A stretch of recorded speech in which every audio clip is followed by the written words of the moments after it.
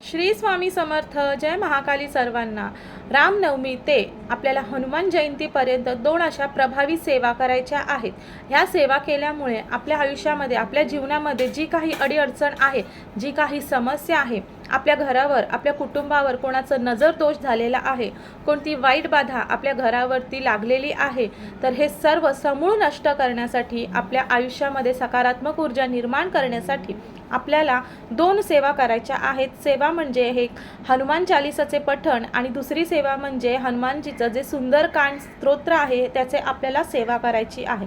तर सेवा आपल्याला कशा प्रकारे करायची आहे, कोणत्या वेळेस करायची आहे, सेवा करताना कोणते नियम आपल्याला फॉलो करायचे आहेत, त्याचबरोबर ह्याच्यासाठी कोणते बंधन आपल्याला लागू होतात, हे सर्व इन डिटेल व्हिडिओ मी आपल्याबरोबर शेअर केलेले आहे.